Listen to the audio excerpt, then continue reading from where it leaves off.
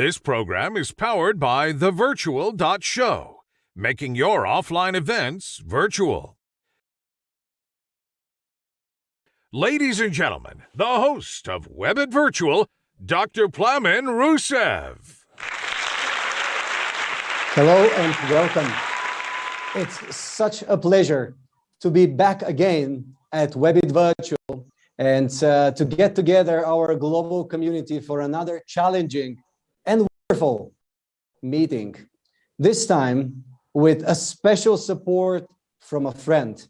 Before I say more, it's unprecedented time, and we've been so active during the past few months, building more than ever before, more projects, more events. We've been more together, and today, with the help of our partner Millicom, we are making a new step ahead, adding a new layer of discussions where we shall be opening a new challenging and a layer of opportunities around regulatory affairs and how connectivity can help us build up further. Without further ado, I would like to introduce my co-host and dear friend with me, Mr. Karim Lesina, who is Executive Vice President, Chief External Affairs Officer of Millicom. Karim was appointed Executive Vice President, Chief External Affairs Officer for Millicom in November 2020.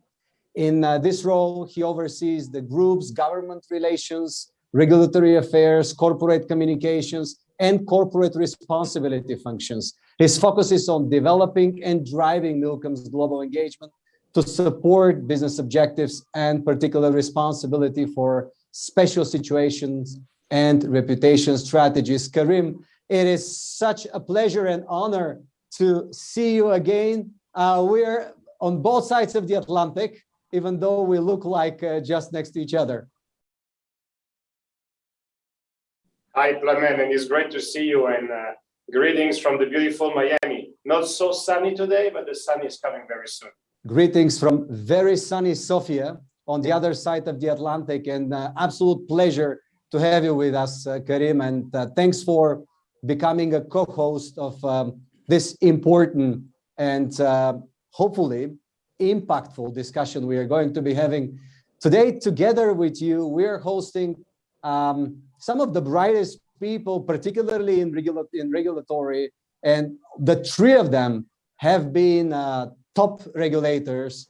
One of them is still, and the other two are now respectively CEOs of a very large NGO and CEO of ICANN. Now, Karim, if you allow me, I will introduce our speakers now, so we start immediately with the questions.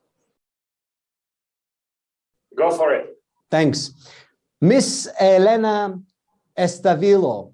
Elena is an expert in the digital ecosystem, competition regulation, gender and leadership, with special focus on exponential technologies, data and transformation that they generate in our society. Founder and CEO of the think tank Centro-i for the Society of Future and Associate Director of consultancy ECOM.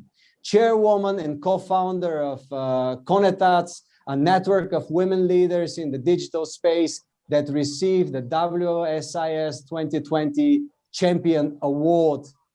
Such a pleasure to have you with us, Elena. Welcome to Webit. Thank you very much. It's a real pleasure for me to share this space with you today. It is true honor to have you with us, Elena, and I already see thousands of people turning out for this special edition powered by Millicom. We have our second guest who I would like to introduce, Brendan Carr, Federal Communication Commission. Commissioner Brendan Carr is the senior Republican of the Federal Communication Commission, and he served previously as agency's general counsel. Described by Axios as the FCC's 5G crusader, Carr has led the FCC work to modernize its infrastructure, rules, and accelerate the build-out of high-speed network. His reforms cut billions of dollars in red tape, enabled the private sector to construct high-speed networks in communities across the country, and extended America's global leadership in 5G. Brendan, such a pleasure to have you with us. Thank you so much.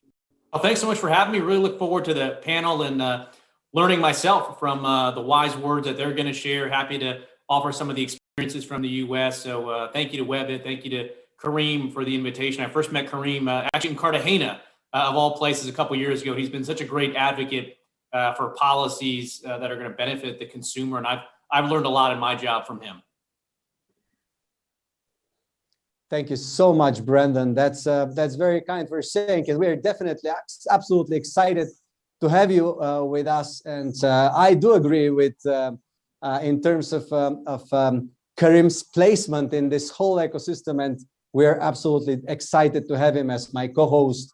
And with all your permission, I would like to have our third guest presented now, Mr. Göran Marby, Internet Corporation of Assigned Names and Numbers, former Director General of the Swedish Post and Telecom Authority, Chair of the Body of the European Regulators for Electronic Communications, Chair of the European Regulators Board for Postal Services, and a member of the Swedish Broadband Communication Commission, with 2 decades of experience as a senior executive in the internet and technology sector, and as I mentioned, CEO of ICANN. Göran, such a pleasure to have you again with us at Webit. Thank you so much for accepting our invitation and joining. Thank you, and I suddenly felt very old when you took a part of my CV. Göran, I think that internet makes things a little bit different. When I was reading your CV, I was thinking, all right, that's quite a thing that Göran has done so far. I would like to hear what he's telling us right now. So let's start the discussion. Thank you so much for joining. Karim, I would like to turn to you now with all the questions we have, with the global community ready to hear. Please, the floor is yours. Look, thanks a lot. Plamen is great. You know, for me, it's an honor. One, because in my previous life, these 3 people that have been working and regulating my previous company, AT&T, but they were, as I say, some of the most brilliant minds I had the chance to work with. So look, let's turn into the discussions, because people are here to listen from them, not from me. So the reality is this: we have been through a year and a half of really different life. You know, COVID obviously changed all the things we have done. It changed the way we did it, changed the way we approach business, changed the way we approach our relation with our customer, for the companies, but also with the citizens, for the regulator. So I'm going to ask the question in that sense. And we have people that are representing different side of, let's say, the Americas, from Elena in Mexico, you know, Göran being on the West Coast, and Brandon being on the East Coast, but I know traveling all around the US. So I'm going to start with Elena. What can we learn, Elena, from the crisis, and how we have been able to react? And what are your 4 minutes, let's say like this, main takeouts of the last 18 months? And the idea is to create the base for then start looking at the future, because the aim of this discussion is really looking at tomorrow and the next years, and not only looking at what happened. But I think it gives us a good framework to look at what happened. Elena. Thank you, Karim. Oh, indeed, this has been a lifetime experience, but for all of us. And in my case, precisely this Centro-i, this think tank that I founded, was born in the pandemic, and partly as a product of a very deep reflection on this experience. We're working to advance the technological transformation process, but in a responsible, ethical, and an inclusive way. A lesson I think that we have taken from the pandemic is that the inequalities in our societies make us very vulnerable.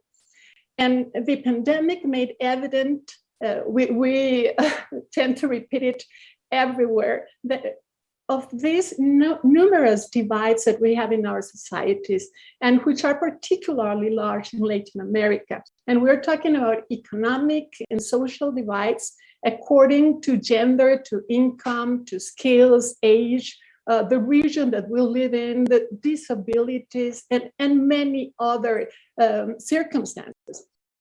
It also showed that a digital divide impacts everything. It is a structural feature in our recovery capacities because the internet is an enabler of economic opportunities and also of human rights. So digital exclusion means economic and social exclusion. During the pandemic, digitalization has been a lifeline for many, a powerful tool for resilience, but only for a part of the population.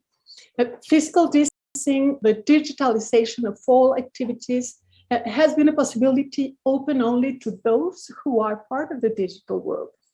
In this health and economic crisis, the disconnected have been the most affected by the loss of jobs, the loss of income, and also they have been the most exposed to contagion and to deaths due to the need to do all of their activities in person. The COVID crisis has been particularly costly for women in terms of employment, and mainly formal employment, in terms of income, of violence also, on access to health. And women, for example, are not getting back jobs as quickly as men. And so gender gaps, gender divides have widened. It is clear then that to have more resilient economies and societies, we have to recover closing the divides. We cannot grow sustainably without equality. And lasting and peaceful solutions that we want to reach require a minimum level of justice, of equality. So recuperation with quality means a complete renewal of traditional approaches. To understand that closing the divides has to be a central component of the new reactivation strategies. And it means also other things that we have begun to understand. We need a completely new social contract. And also, on the other hand, and another takeaway is that the pandemic has also shown that reality is complex. We have numerous interrelated factors that determine countries, regions are interrelated. Health, the economy, science, and politics in each country are influenced by what is done in other corners of the world. And economic, social, and technological phenomena are also related. So we need to study to understand complex systems in order to find effective solutions. Would be my Elena, you're raising some really strong points, and you know what I love about the points you're just raising now is really the widening, because this is not only about Mexico, this is not only about Latin America, it's about everywhere. Because you know, digital distancing, except in very few countries, is a reality everywhere. And I want to follow up on that one with Commissioner Carr, because he's a well-known traveler around the US and focusing specifically on this. And you know, if you don't follow him yet, I will really tell you, you should follow his social media account, because he shows you really how America is and the big difference between all the different sides of the US. Brandon, following up what Elena has been doing and has been telling us, what can you take out of that and the main focus you have been having in the last 16 months, where you have been really like a trailblazer in talking about connectivity, specifically in rural area and connecting and connected? Yeah, well, thanks so much, Karim, for that. I mean, at COVID, I mean, as COVID-19 swept across the globe, across the U.S., as stay-at-home recommendations came out, virtually overnight, so much of our lives shifted onto the internet, whether it was educating our kids, accessing telehealth, working remotely, getting stuck in endless Zoom meetings, everything we shifted online. And if you look just at the mobile data traffic in the US, for instance, it spiked about 20% virtually overnight. And 20% may not sound like a lot in the abstract, but to put that in context, that's like taking 8 months worth of expected traffic growth and loading it onto the network virtually overnight. And the networks here in the US, particularly on the mobile wireless side, were resilient and strong, and in fact, actually saw some speed increases despite that massive surge in usage. And we didn't see that globally, consistently at least. There were some regulators in Europe, for instance, that had recommended that Netflix and other streaming entities start to downgrade the quality of their service because they were afraid that the continent's networks could not handle that surge in capacity. Australia made similar calls to Netflix and other streamers. And so I think we were lucky in one sense in the US, which is that we had put policies in place over the last 3 to 4 years that greatly accelerated investment in the network and build out. And to put that in perspective, if you go back to 2016, the US built a total of 708 new cell sites in 2016, and that is effectively zero. New infrastructure builds have been flatlining in the US. At that point in time, roughly 16 or 2017, it was taking us 4 years to build the same number of cell sites that China was building every single 9 days. So we were just getting lapped when it came to infrastructure build out. The reason why was because we had outdated infrastructure rules that meant it was too costly to build, particularly the small cells that you needed for 5G. And we were behind on the mid-band spectrum. So we got to work at the FCC, and we engaged in 5 or 6 really fundamental reforms to cut red tape and make it easier to put up new cell sites. We pushed a lot of spectrum out over the last couple of years as well. In those efforts paid substantial dividends. Internet speeds in the US tripled over that period of time. We jumped ahead of 20 other countries when it came to mobile download speeds. And we obviously had a lot more Americans connected when COVID-19 hit, and that was really a good thing. But we got to keep moving forward. And I think the most important lesson for me is there's 2 keys to a winning playbook: spectrum and infrastructure.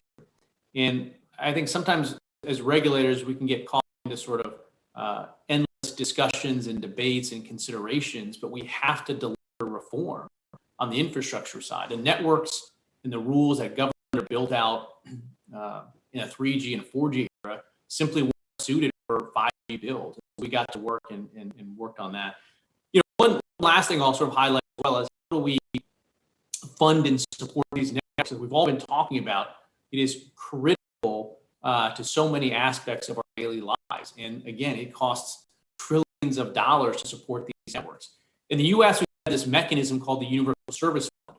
The way that operates is we put about a 30% charge on the telephone portion of the consumer's bill. We collect that 30% and it goes into a pot of about $10 billion. So every year we spend about $10 billion to bolster connectivity, to support build out in rural areas where there's no private sector business case. And that's been a great thing. But that 30% charge has been skyrocketing through the roof. It used to be 6%. It's on an unsustainable path. So we in the US right now are wrestling with how do we create a long-term sustainable federal funding mechanism to continue to build out these core projects. The idea that I put forward and others have is to look to large it's the large technology companies that are making trillions of dollars in profit and revenue because of the investments from this $10 billion a year fund. And so my view is pretty simple. They should start contributing a fair share. By doing that, a stable revenue stream so that we can continue to support and expand the bills where in the US we need to subsidize it because there's not population density in those areas to have the private sector build. So I think funding mechanism, universal service programs is one of the most important things that we need to do going forward. And it's time for technology companies from Google to Facebook to start putting in a fair share. And look, I think this is a great point for Plamen. If you allow me a third little question, and then I will move forward to you. So we ping pong, and I will we decided, because it is the beauty of working with Plamen, is I think Brandon... Absolutely, Karim. I just wanted to let you know that the discussion is picking up. We already have over 500 people with us, and let me tell you, all of you, it's live from our Boston studios in Sofia and Miami now. So please don't be shy and shoot your questions. Karim, back to you. Okay, no, I think Brandon is raising some great points, and you know, and I think it will lead to the rest of our conversation. But I want to move now really to Göran. You know, he had a huge experience when he was the head of Swedish regulator, and I was remembering talking with him all the time about the great projects we're having to connect every house in Sweden, and whoever is going to Sweden will be every time impressed by the quality of the network, but also by the incredible connectivity wherever you are, even in the little islands in the middle of the north. But now, from that job, you moved into what, let's say, an Eastern friend has been calling the men who manage internet, and I love it because very few people, or only the really techie people, knows about ICANN. But the reality is that you see exactly what's going on, and you are the player that really helps and see where the things are moving. So compared to what Elena and Brandon has been telling us, compared to behavior, what can we learn from you compared to the last 18 months? And then we are going to move on the discussions on what are the steps forward. I think Brandon really put something on the table that is interesting discussing. But let's start before, what can we learn from the 18 months that have passed? And what is your view as the man who controls the internet?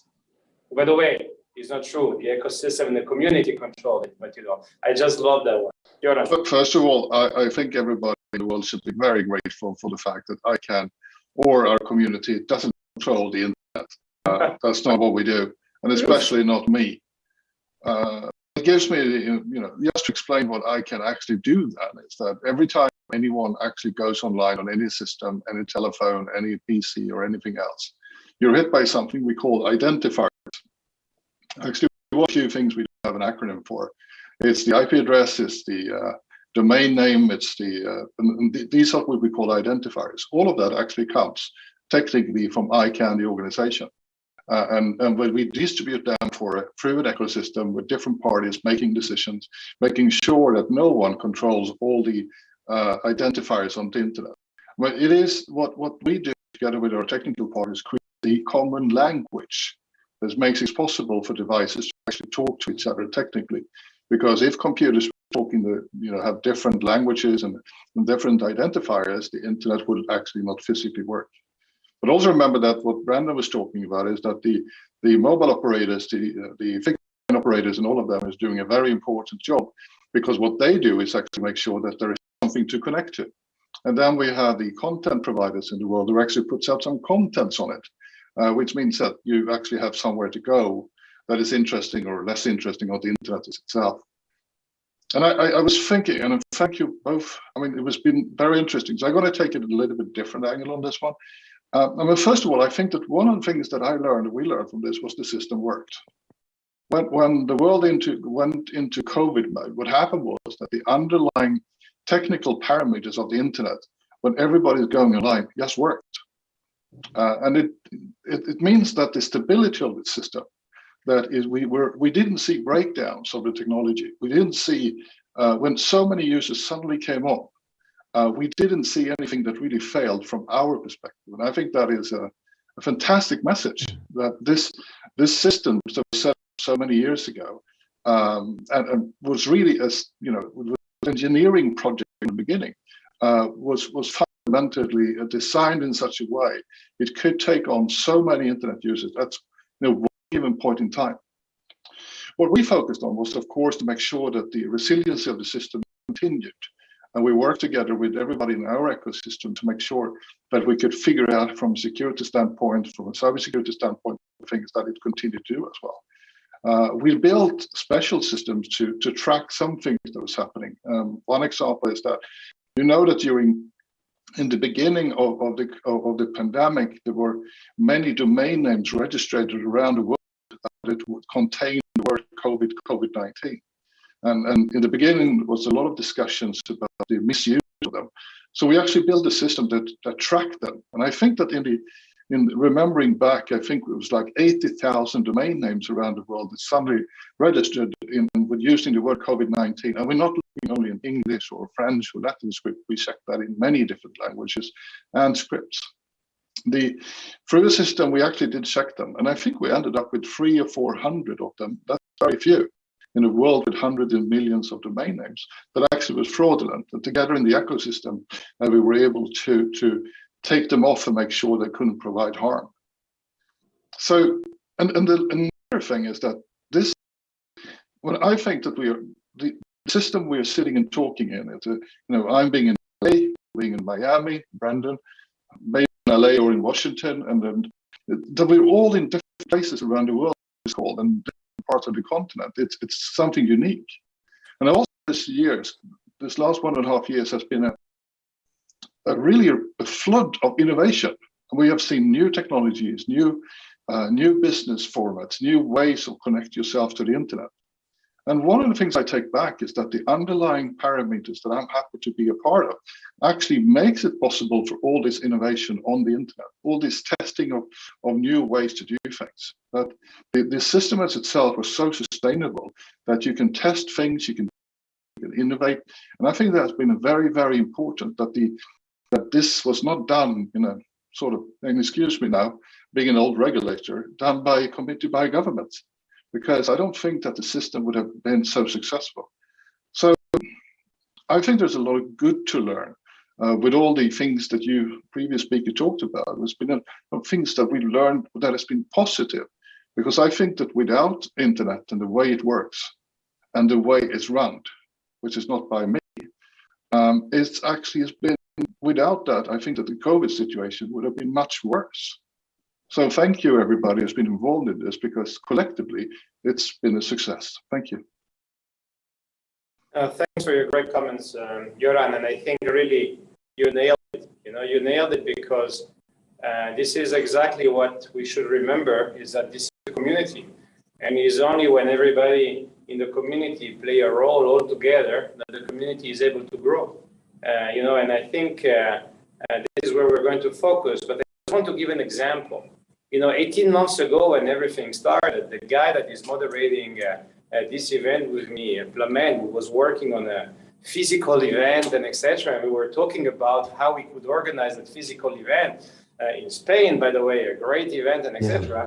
Tell me, Karim, we have to follow, and we have to do the things differently, because I cannot do a physical event anymore. And he comes with the idea of Webit, and he builds this incredible platform. And at the beginning, everybody looks at him and say, wow, this is strange, it will never work, and etc. And when I think to it, and kudos to you, Plamen, on this one, when I think to it, he has been hosting the Food and Agriculture Organization, some climate events, and etc. for the United Nations, connecting hundreds of thousands of people only in a year. So this is exactly the innovation Göran was talking about, and I really want to kudos this, because if we are connected between 5 different countries today doing a live event and they're displaying that to everybody, this is also thanks to people like you, Plamen. So the floor is you for the question, but I really want to kudos you on this. No, that's very kind of you, Karim. Truly appreciate your generous words. And I do really feel grateful for being able to bring these technologies together. And as Göran said, actually it works. And it works so well that for the past 1 year, with the help of the technology we have built on a backbone of everything that we've assembled initially, we have managed to host over 500 heads of state and ministers and the top executives. And we were elaborating on discussions which were touching each and every area of a human life. And it's been, as you've rightfully mentioned, tens of thousands, actually hundreds of thousands of people, and events from COP26 through United Nations Food Systems Summit and SDG Action Zone and the Global Festival of Action and events for empowerment and events for making sure we are on the right track. So thanks to technology, that it was all of us together. That's why I've started that with these words, that we've done much more than we've ever thought we can do in order to keep all of us, this community, together. And the technology is an enabler, which we see now working. But again, back to what makes this technology possible. We're discussing today innovation, and we're discussing also how regulatory framework can help us advance. And the pandemic experience can be labeled as a truly global one. It affected daily life in all of its aspects. It forced governments to elaborate and implement unprecedented measures we're all aware of. The economic recuperation is a high priority we all share. Now, this is a question to all of our wonderful guests in this virtual studio. Can you briefly share what are the main takeaways and how this situation shaped the priorities of your organizations? And I see Elena next to me, so maybe Elena, I could start first. Ladies. Thank you, Plamen. Yes, it's a very interesting what you have said, and also Karim, that this that we are living is a big real life experiment for using technology, and we have seen that it works. It gets us doing not only the same things that we did before, but new different things that it was difficult to think about just a year, 2 years ago. And we are also at a historic juncture, and I believe so firmly, where the response that we're giving to the pandemic can also serve to not only to relaunch the economy, but to provoke a new model of development, a new model of inclusion. We have a strategic vision. These short-term recovery actions that we have put in place can at the same time follow or into being the first steps to build investments for an inclusive recovery. And also because recovery will not be real, will not be sustainable if it does not focus on reducing divides.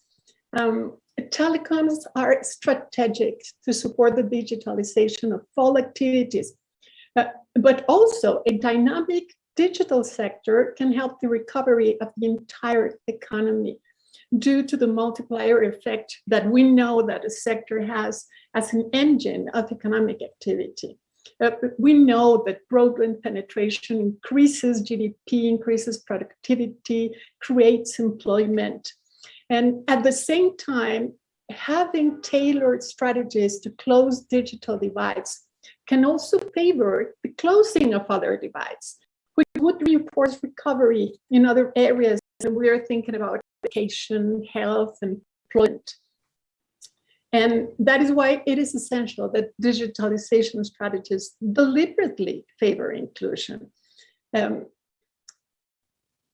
in talking about Latin America, digital inclusion would reduce divides within our countries, and also would help to maintain competitiveness in relation to the rest of the world, and the ability to attract investments that we need to continue the deployment of networks and increasing capacities, technological adoption, and with all of this, the creation of jobs and business opportunities. And also, I think that it is very important that digitalization is central for the adoption of new technologies like artificial intelligence, autonomous systems, big data.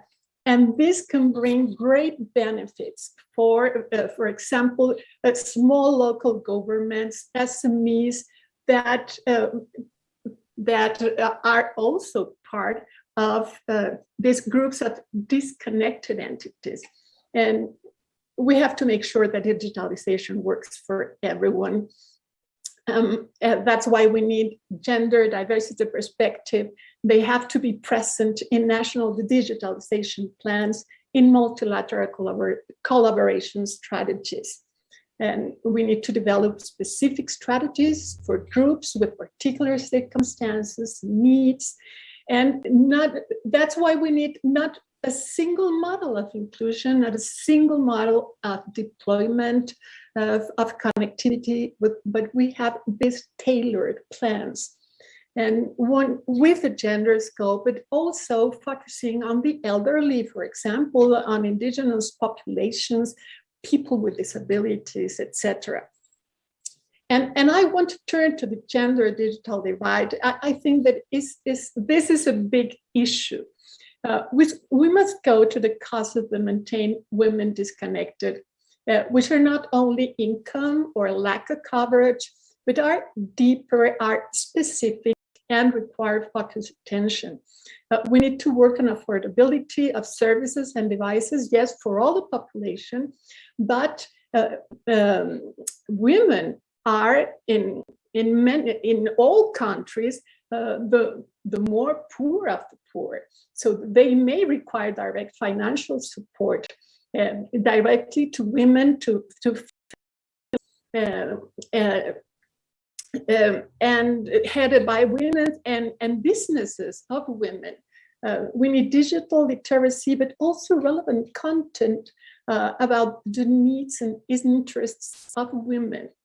And we have to tackle gendered online violence, which is also it's a very important issue for gender inclusion. Digitalization strategies must have this gender lens to ensure that women effectively take advantage of telecommunications as a tool for their economic and social inclusion. We don't want to be left with more unequal societies. And this is because we want a fairer world, but also because growth with inequality is not sustainable. And this is a main takeaway. Gender equality not only means benefits for women, for society, but also for the economy. We have increasing evidence of how women's participation drives productivity, profitability, and innovation, which is very important in this sector, especially disruptive innovation. And not only in the perspective of products and markets, but also in the way of facing uncertainty, of facing change. Digitalization with a deliberate approach to closing the digital gender divide is arguably one of the most powerful tools we have to achieve the incorporation of women into our economies. And therefore, digital gender inclusion should be seen as an indispensable tool for recovery and to promote a virtuous circle of sustainable development for the long term. Thank you so much, Elena.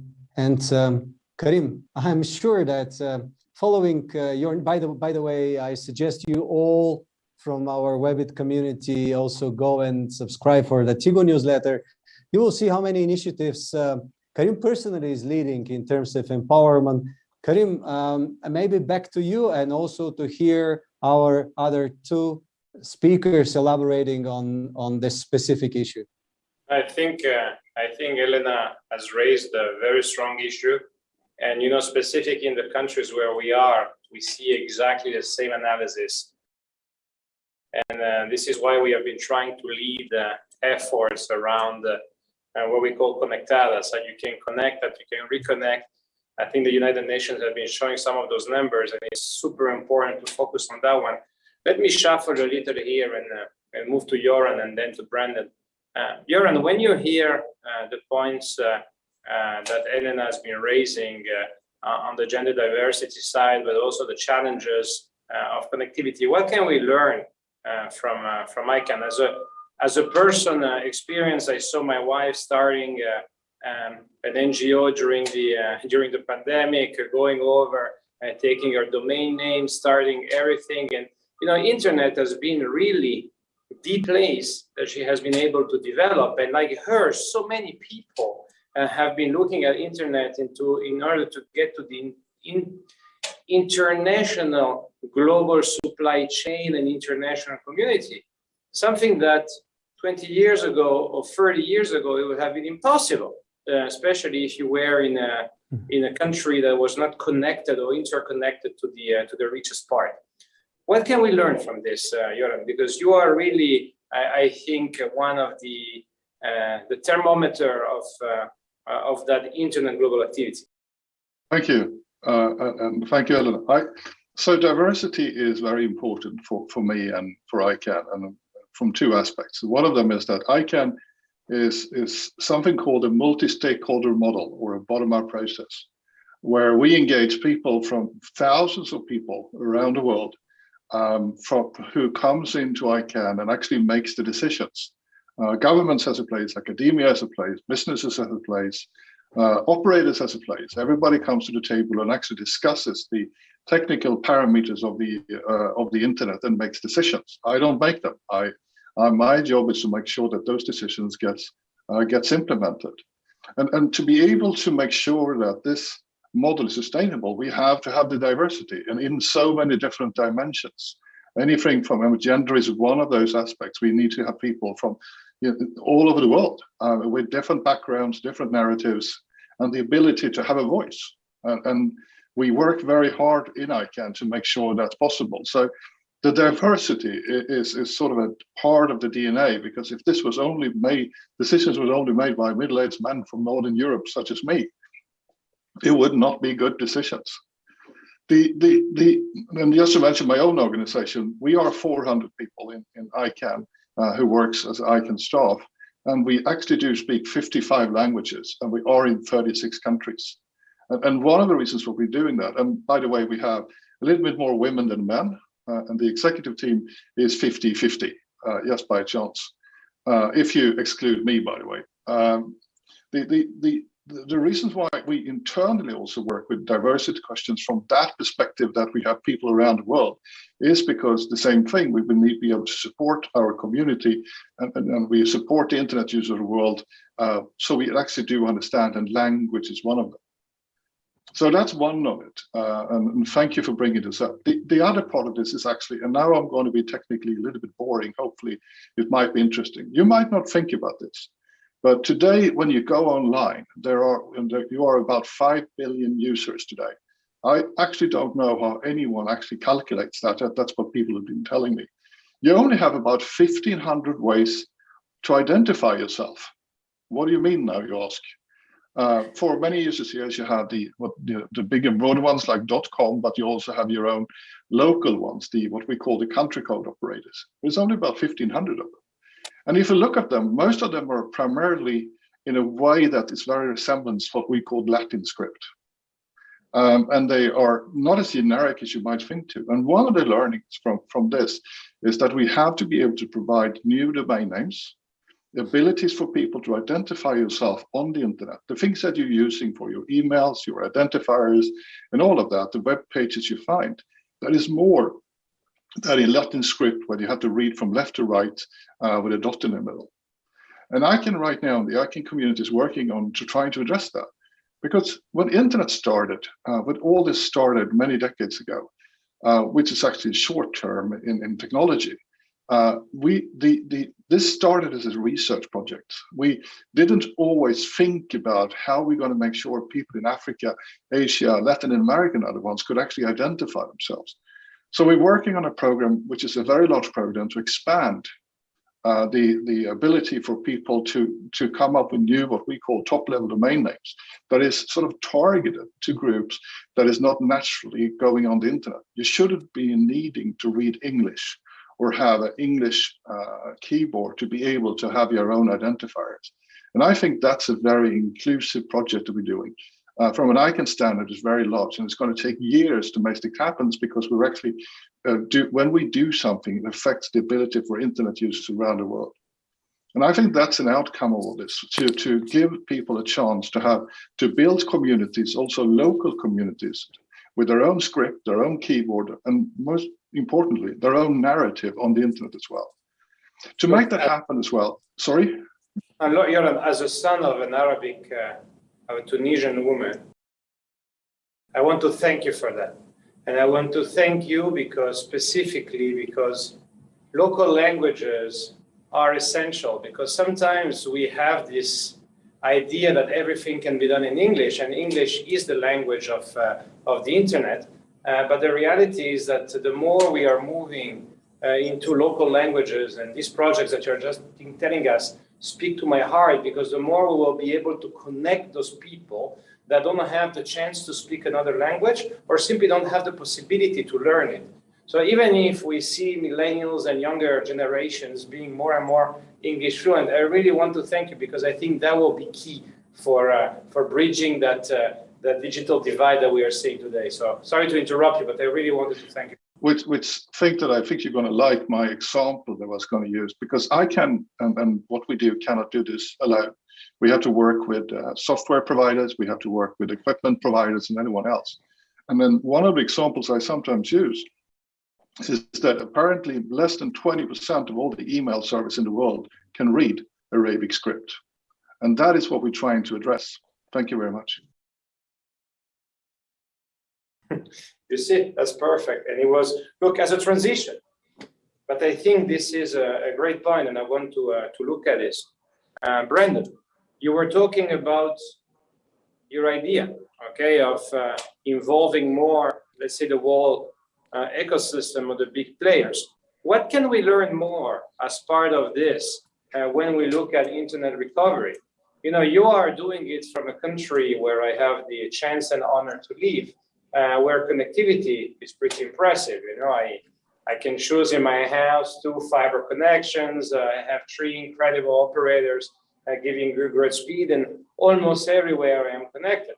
But what can we learn that from the initiative that you told us in your first remark, looking at also the countries that have less capacity, lower revenue per user, but also economic complication, let's say like this, because of GDP growth, but also side of GDP and revenue per user being low. And I ask you to elaborate a little more about this, because I think your proposal has been getting a lot of interest in DC, and I think would get wider interest too. Yeah, well, thanks for the question. I've been very pleased with the interest so far in DC on this idea, the progress that we're making towards it.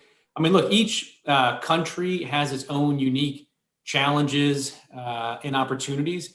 In the US and our urban centers in particular, suburban areas, we have, an awful lot of very high quality internet connections. 5G right now in the US covers either 270 or 300 million people. So the vast majority of our population have 5G already, but we still have lots of pockets of this country that are sparsely populated. And that makes it very, very difficult to justify a private sector build. For instance, to run a mile of fiber, it can cost, give or take about $25,000. If you're talking about parts of this country in the US with 1 or 2 people per square mile, that private sector business case is never going to pan out. In fact, the US is probably most similar to Australia when it comes to population scarcity. So it's one area where Europe has an advantage. But again, the challenge there in Europe is it tends to be historically much lower levels of investment in networks for a variety of reasons. And so the challenge in the US is how do we, at a federal level, create a subsidy system to ensure 5G and other high-speed builds in our rural communities. And in Europe, the challenge is if you want to get 5G in every major city and beyond that, there needs to be a sustainable funding model, South America as well, to do that, because it's not clear that the market is going to justify the massive investments alone that the private sector needs. And so this funding model that I've spoken about is one that could address the US issue with rural communities. And I think it could address meeting the challenge that European officials have put out of making sure that they are on the front edge of 5G. And frankly, it has very historical roots. In the US, the way we subsidize network builds is that traditional enterprise businesses would pay the lion's share of the cost of the network. And they did that because they paid relatively higher prices for things like fax lines and 1-800 numbers and business long distance calling. And so that would ultimately benefit the consumer. The business is paying more. Well, as communication shifted onto the internet, those legacy forms of communication fax lines, traditional style 1-800 services went away. And so the businesses that were benefiting from the network back then, essentially stopped paying a fair share into the system. And today, the businesses, the analog to those traditional businesses, are large tech companies. In the US, for instance, if you look just at the big streamers, so Disney, Netflix, Hulu, they account for something like 75% of all downstream traffic on our rural networks and something like 90% of the cost of maintaining those networks. And yet it's the everyday consumer who is subsidizing those builds and therefore the existence of those networks through that 30% charge on their telephone bill that I talked about. And so my idea is effectively to go back to where we started, which is ask ourselves, what are the business enterprises that are benefiting from these networks? And how do we get them to start paying a fair share once again? And so one way to do that I've thrown out there in a targeted way is look at digital advertising revenues. So this is Facebook and Google. It's $100+ billion a year industry, and it's growing. And so we could take the 30% charge on Americans' telephone bills, bring that to zero, and replace it with a 7 or 8% charge on the digital advertising revenues of Facebook and Google. And I think it is an entirely fair way to account for and allocate the needed infusion of extra dollars to get 5G and high-speed connections. And these businesses that are going to be paying in this single-digit percentage are also going to benefit because they depend on those networks being there to reach their consumers. So I think it makes a lot of sense as each country, each region of the world has different challenges. I think the common denominator is we need an infusion of federal dollars to fully bridge the digital divide, and looking to large technology companies that are making trillions of dollars off of these networks, to me is a common sense way forward. I think the proposal is there. Plamen, how do you see this? Interesting plan. Yeah, I think we just have a news to share, and it's out there already, spoken out by someone who is in a position to make it happen. So I think that definitely makes sense for most of the participants in the ecosystem. Those were these discussions going on for a while. So I would like to see what would be the next steps. But Karim, you were very, very straightforward and pragmatic, setting up this concept and format between Webit and Millicom. And we were looking at straightforward and very clear step-by-step action plans to implement. And I want to go back a bit backwards to Göran, and Göran, to pledge Webit as one of your communication partners for the project that you have described as identification of yourself. And I would love to support this whole process with 1.5 million audience of Webit around the world in our community. And now with the news of where we could go next, I would like to discuss the transition towards all these sorts of virtual environments for work, for education, for health, and so on. So we realize how many things can be carried out digitally. And obviously, there is already a model in place to be paid for. What are your takes on the role digitization will play in the near future, in particularly Central and Latin America, where Millicom is actively involved with the ecosystem? Elena, maybe to start with you again, please. Thank you. Yes, thank you, Plamen. Yes, and I love to talk about the specifics of Latin America challenges. Our countries have been recording the lowest period of growth since 1950, almost without any economic expansion until before the pandemic. And this might mean that the prevailing economic approach in the region had reached a plateau. and maybe the growth potential was already scarce. And this has multiplied the challenge with the pandemic. And one factor is a very high and widening productivity gap in relation to other countries, and mainly to developed economies, and also a very unequal society in all of our countries with large economic and social divides. And on the other hand, but what is positive is that the region has advanced in connectivity, in digitalization, with around 70% of the population regularly using the internet.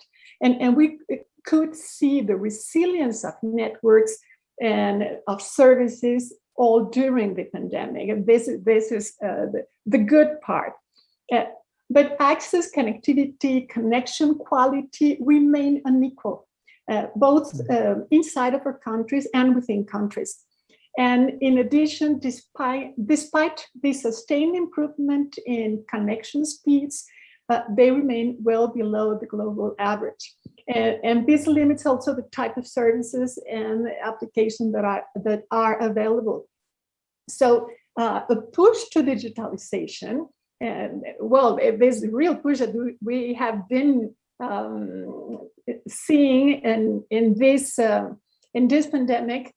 It can lead to taking advantage of digital tools and to transform productive processes to boost productivity. These changes have come around in many different activities, but again, not in an equal fashion. And incorporating emerging technologies such as advanced robotics, artificial intelligence, data analytics can favor productivity.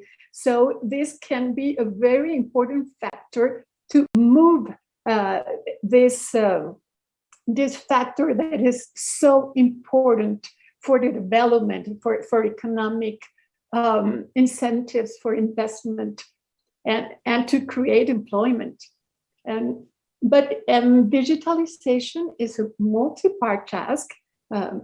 This way to bring about changes have to come from collaboration from different sectors.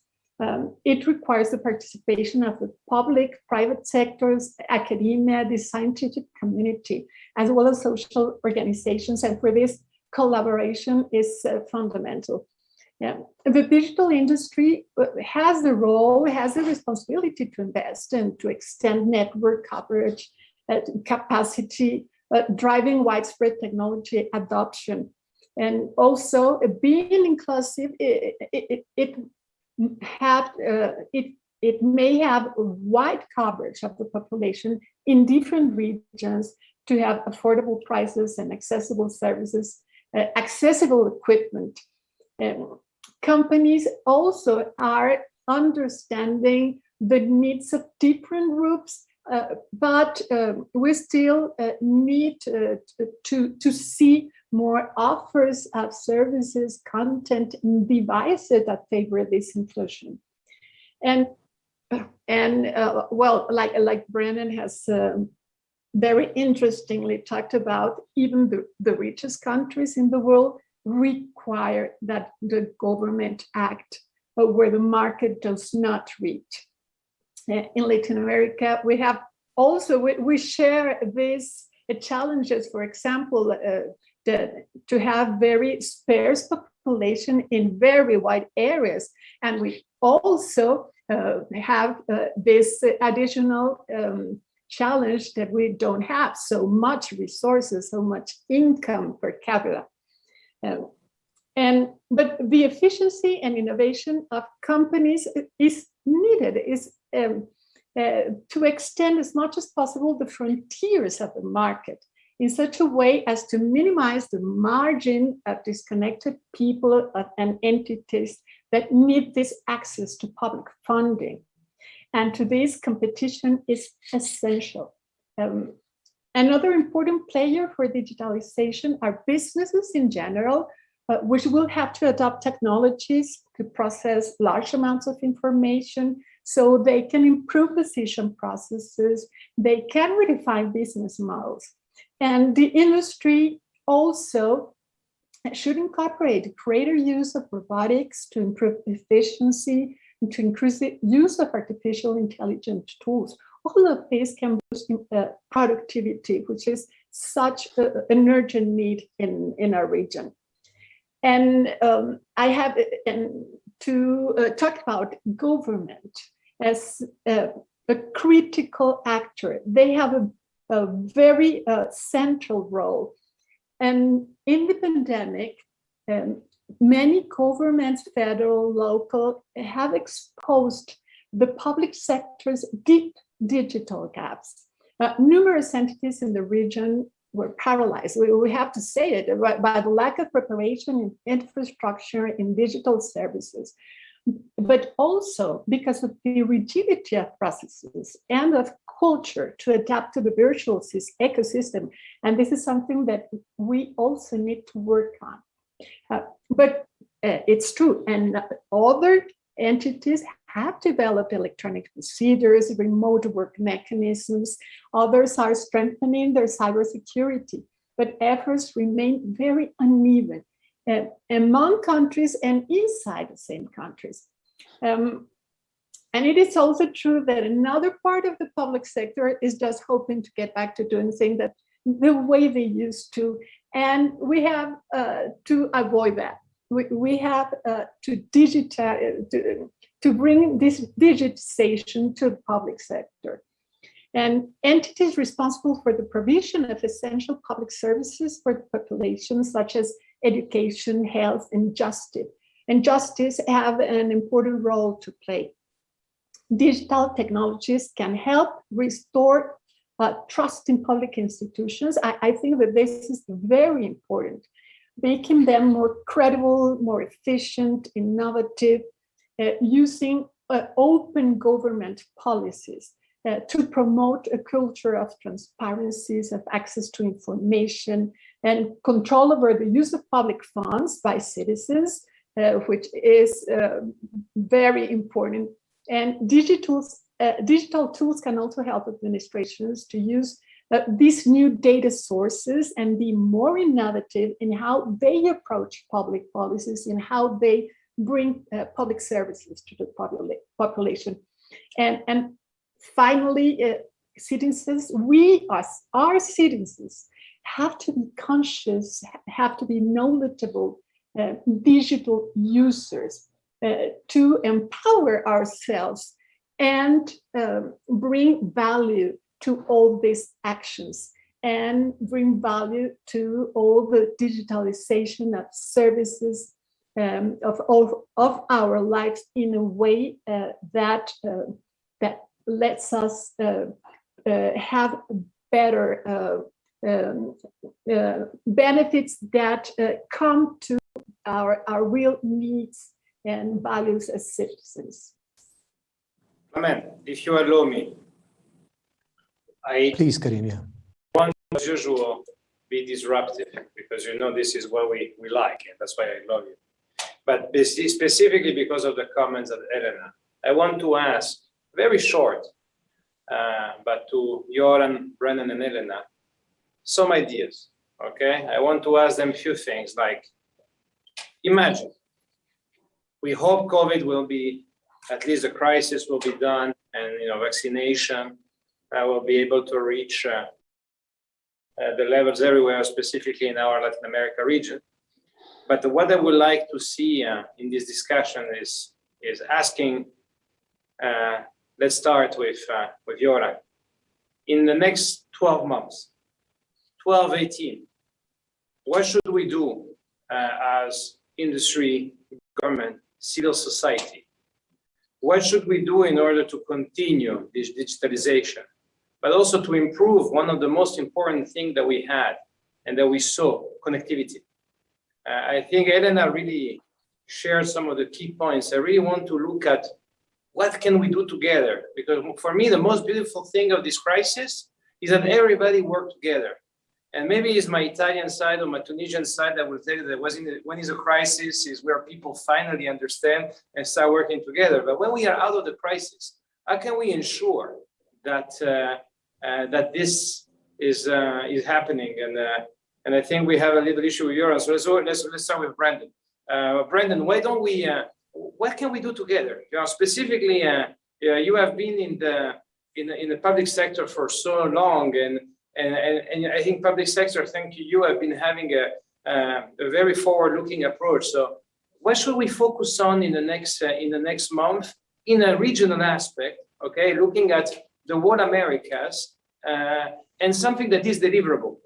Something that we know we can make it. Well, I think we're at a critical point in the rollout of 5G. And I think for a lot of consumers, they might be getting sort of tired of the hype around 5G and they're ready to actually see something delivered. I think part of that is a mismatch in understanding about what 5G is. The way I describe it to people is to think of it as a technology platform that's going to solve pain points in your life that you don't even recognize as pain points today. And what I mean by that is to think back 10 years ago when we were on that shift from 3G to 4G. Think about how you exchanged money or transferred money back then, right? You had to actually walk to a physical brick and mortar bank. You had to stand in one of those rope lines. You had to use a pen to fill out a deposit slip. The pen was lashed to the table. It was always out of ink. Well, now we have Square, Venmo, and other apps right on our phone. And that was enabled by that shift to the 4G economy, by the app economy. Similarly, how do you get across town? Back in the day, you had to call up a cab or stand in a line. Now we've got Lyft, Uber, Black Lane right on our phone. So it was this platform that allowed innovators to build these things that if I were to describe to you in the 3G era, what is 4G going to mean? It would have been very difficult to do. And I think the way to conceive of 5G for consumers right now is to think of it in 3 buckets. Bucket 1 is everything that you do on your phone right now is going to be better and faster, but that's actually the least interesting part of the 5G network. So 4G was effectively a network built to power the smartphone. And that was the most interesting thing of a 4G network. That's going to be the least interesting thing of 5G. The second bucket for 5G is in-home broadband, that we can now get more competition for high-speed service inside your home through 5G because it can finally give you the same type of performance and speeds that traditionally you might have needed a wired connection. The third bucket is the most interesting to me, which is this new wave of innovations, just like we saw with the app economy, but it's going to be different. One application we're seeing there is virtual reality, augmented reality. So I don't like going to the grocery store, but I have to eat. So I got to go to the grocery store and it's a pain. And right now we've got some online, ordering that you can do. But to me, it doesn't replicate the experience of being in a grocery store, right? You know your own grocery store, you know which way you like to walk down it. It stimulates in your mind things you want to buy. Well, imagine now that you have this 5G powered virtual reality goggles you put on, you sit on your couch and you can be sort of transported virtually to your own grocery store with the aisles the way you remember it. You can grab stuff off the shelves, pretend to put it in your little virtual grocery cart, and they can be delivered directly to you. There's all sorts of augmented reality, virtual reality applications that are going to solve pain points in your life that you don't even identify as such. And that's what 5G is going to mean. And I think over the next year, 2 year, 3 year, we're going to really start to kick into high gear to consumers seeing what is special about 5G, because we're still in early days. I know we've been talking about it for 3 or 4 years, but it's just getting built out, and that new wave of innovations is still yet to come. So get the infrastructure built across the finish line, and then I think consumers are going to see some real changes into their daily lives. I think, your points are super well taken, and let me apply them to Latin America. You were talking about all these great US companies, but we can talk about Mercado Libre with, let's call it the version of Amazon. We can talk about Clip with the second version of Square. There are so many of the examples. Let me little of self-promotion. You can talk about Tigo Money, that is our MFS we are launching. But why I'm saying this is because there is a revolution coming also in our region. And I think this is, for me, the brightest part of what we see is that this crisis have also pushed a lot of digitalization, and people had more opportunity because we were living in a world of a lot of cash. The goggles shop thing, I imagine trying to do that in Mexico, for example, Mexico City that I love, or in Puebla. But I think you will still have to replicate the smell. My mother, and I'm my mother teach me that in order to buy something, you have to feel it and to smell it. If not, you cannot be sure that it's good. So that's the one that I will have.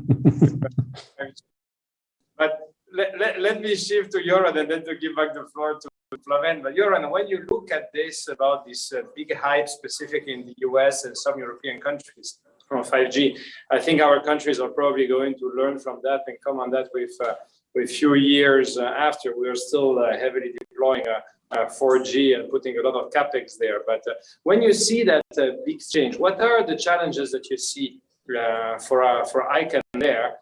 And then I'm going to ask a specific question to Flamen, so get ready, Flamen, because it's all about the artificial intelligence. This is your business, so I want to ask you that. I know it was not planned, but we'll go over it.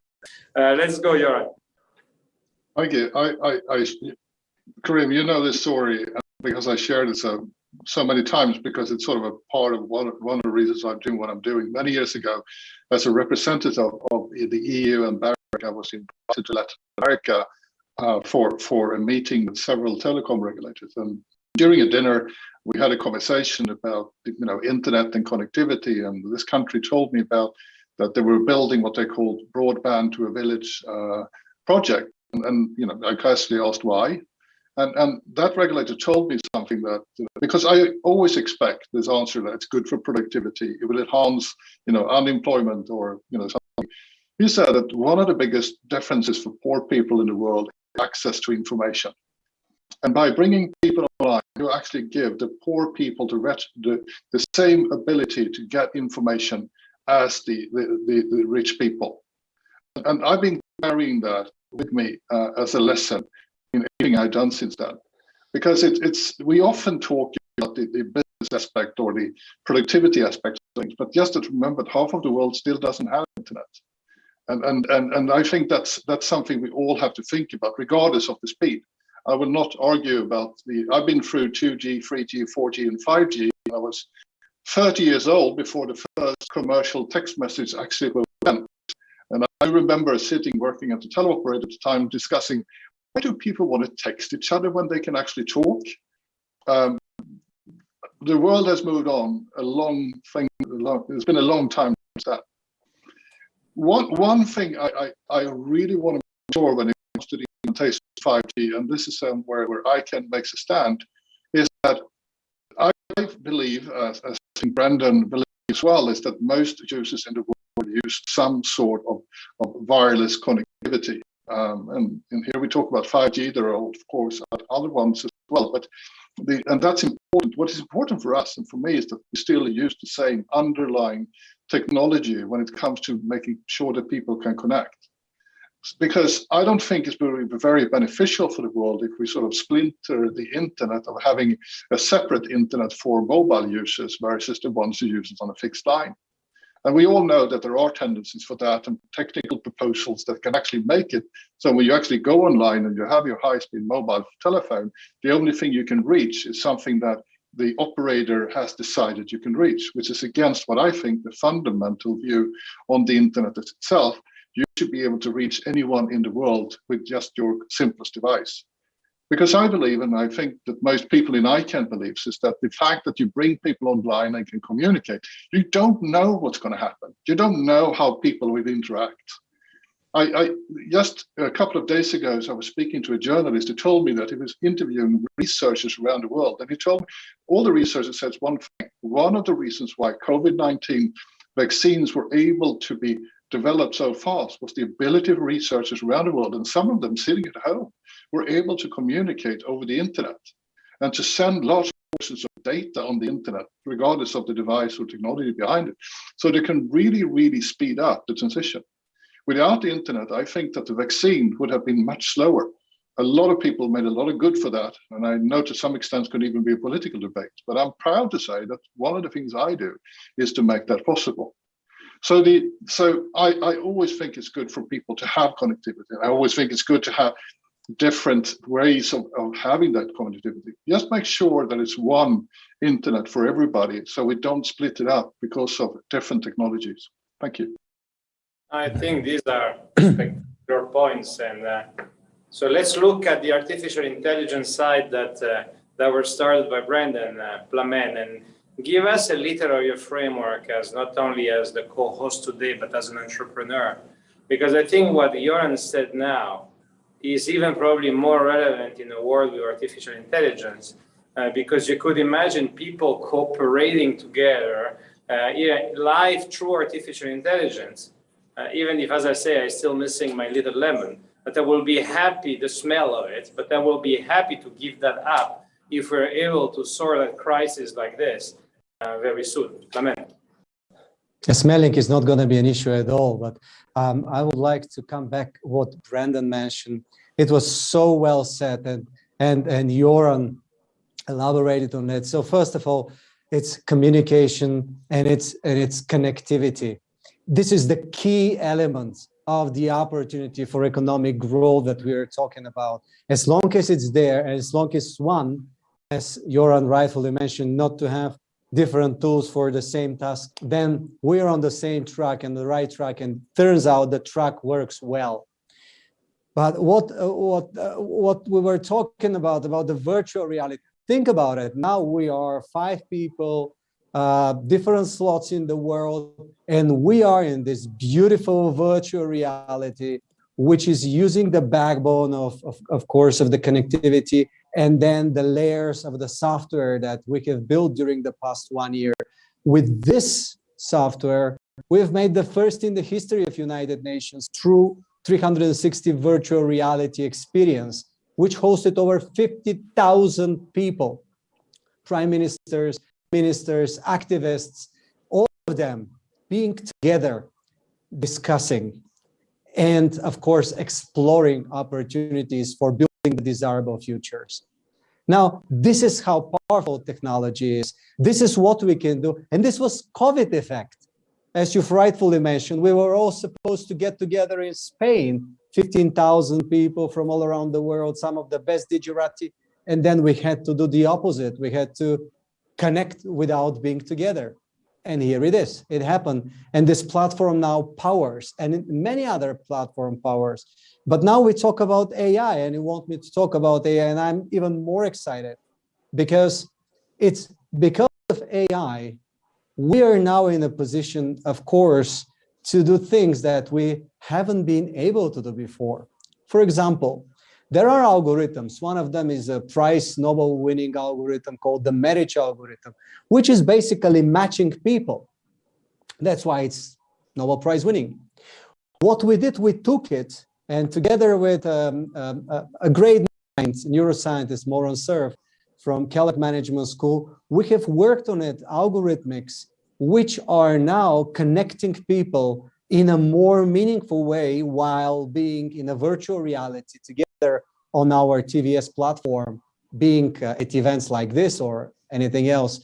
And then we started matching people not only on personal, but also business, and both business and personal profiling, which enables them to build much stronger relations and celebrate connections. And this is only one of the thousands of implementations. But then let me tell you what Professor Braxton said once at Webit a couple of events back. And he reminded me of this ancient Greek king who wanted to have something special, the ability that whatever he touches turns into gold. And then what happened is that once this came true, everything that he was touching was turning into gold, including his food. So we have to be very, very careful where we are aiming at when we look at the artificial intelligence and how far we want to go with our dreams and thoughts before we make sure that we really know that things we touch will be what we want them to be, not to turn into things we cannot use. But with all this said, I think our focus now today on how we gonna use this transition towards all sorts of virtual environments is taking place. We already discussed, and there were some real interesting examples for how we can see this, from a Latin America point of view. But let's see, and maybe this should be our final question to all. What can digitization bring to unlock the true economic potential, the economic growth of the areas of the world which are, we see the players that we are discussing now, particularly Centro and Latin America, and how we can empower all of them to participate in the process, because I believe participation here is key, not observation, but participation. And if here I would like to start with Brandon and hear your take on unlocking the economic potential through digitization. I think one of the most important verticals to focus on is telehealth. I think the power of a healthcare system obviously has so many knock-on benefits in terms of economic growth, economic opportunity, and we at the FCC have supported for years connections to brick and mortar healthcare facilities, and that did real wonders. But one of the things that I saw a couple of years ago, I was on a visit to the Mississippi Delta, spent time in a small town there called Louisville. It's a place that sees diabetes at twice the national average, has high poverty rates, but it was a town that was doing an innovative pilot project where they sent this woman that I met, Miss Annie, who had diabetes, home with a iPad and a Bluetooth-enabled blood glucose monitor. Every morning, she would prick her finger and it would send her blood glucose level to the iPad. The iPad would give her instant feedback. Eat this today, don't eat this, exercise this way, don't exercise this way. And she saw vast improvement. And it opened my eyes to this sort of new trend in telehealth that I've come to describe as the healthcare equivalent of shifting from Blockbuster Video to Netflix, that you don't have to go to a physical brick and mortar facility anymore to receive high quality care. We have all these applications right on our tablets or smartphones. I think mental and behavioral health is a tremendous opportunity there as well. I was in a remote Native American reservation in New Mexico, and it's hundreds of miles to Albuquerque where you can get, high quality mental and behavioral health specialists. But now with basically secure FaceTime videos, that care can be delivered directly into that community where it was unavailable before. So I think when we talk about the telehealth vertical that's going to be powered by 5G and next gen applications, I think that's going to be tremendously beneficial. Obviously, it drives down the cost of care dramatically, it improves patients' outcome, and it keeps people healthy rather than waiting for them to get sick and end up in the emergency room, which is the highest cost section of the healthcare industry. So I think the improvements we're going to see from telehealth that are going to come from greater connectivity is going to be one of the most important lasting benefits, I think. Thank you so much, Brendan. Well, yes, listening and knowing all these developments are so valuable for the population and health and education, access to justice. I believe that there is also very interesting applications to bring justice close to people. For all of this to come in real life and to be accessible to all the population, collaboration, I think, is very, very important. And I think at this moment of the international adoption of this global tax for digital companies, it seems to me that it points to the direction to this collaboration. It involves not only in this specific issue of taxes, but into collaborating into adopting policies that traditionally have remained within the realm of national governments and for internal purposes. And these actions mean that there is a global consensus is building on that digital markets extend beyond national borders, and that individual action, even if it comes from the most powerful countries, has its limits. And I would love to see, for example, this collaboration among Latin American countries that could benefit from that vision to strengthen economic ties between our countries and create regional digital initiatives and to bring also collective intelligence, because our countries share so much on in our challenges and circumstances. And a permanent collaborative multilateral approach is required on many digital issues, and it can be scaled up to data flow, to competition, privacy, cybersecurity. And cooperation is also required to bridge, again, the digital divide between countries and between regions.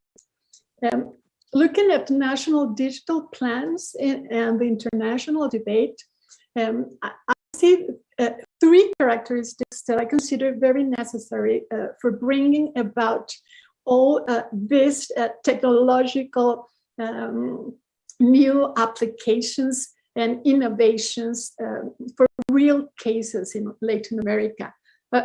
First, to be comprehensive and not only include coverage, but also affordability, direct financial supports to families, to small businesses, to have actions for digital literacy, to produce relevant content, what you have talked about on languages, how languages is important for inclusion, and also for having a very strong e-government, cybersecurity, the gender perspective, and to bring this collaboration and perspective to widen these actions to include artificial intelligence, Internet of Things, the 5G ecosystem, as well as scientific and educational preparedness. That is also a very important factor. And also another characteristic is to be horizontal collaborative. Digitalization cannot be achieved by the individual actors or with a single vision.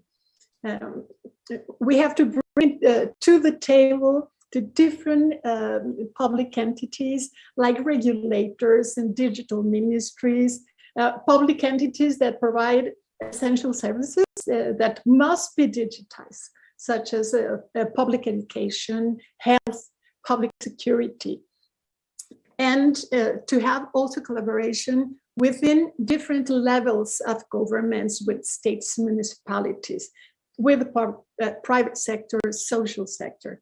And finally, to be inclusive and participatory. This is also very important. With this deliberate focus on the device, on the elderly in rural areas, in indigenous peoples, regions, and poor states, people with disabilities. It is not about having assistance interventions designed by distant decision makers, but rather this participatory approach is to include, Göran has talked about it, to include women and vulnerable groups, diversity, to actively be involved in building solutions, to participate in decision-making, the execution of solutions. It has proven to be very successful in face of COVID, and in general, in leading in situations of uncertainty and rapid change. And this comprehensive, collaborative, participatory approach is the one that can achieve sustainable solutions for the long term, I believe. Thank I you. think we are looking Thank for you very much, Elena. Yeah, sorry, I think we have a delay. That's a proof that we are live, right, Plamen? We are. Elena, you spoke out the mission statement of what we at Webit believe, and it's been a real pleasure to listen this in a wrap from you after this almost hour and a half together with all of you fantastic distinguished guests. Sorry, Karim, I hope now you are back online. Yeah, I'm there, don't worry. All right. Great, because I can't go without my co-host today. Let's say like this. Let's use Göran to have the last minute, and then and then we can close. But I cannot close before hearing from my Swedish Los Angeles, because now it's more an LA than Go for it, Göran. I mean, so many smart things have been said by people who are way smarter than me. But so maybe I just want to do a little bit of a thing. One thing that is a great concern to many around the world in this digitized society is also the question about privacy. And what I'm hearing from my community and many others is the question about the need for transparency, for instance, for law enforcement and others for getting access to data, balanced with the rights of privacy for individuals. And I think that is something that's going to be even more important in the discussions we just heard about with new business models and new ways.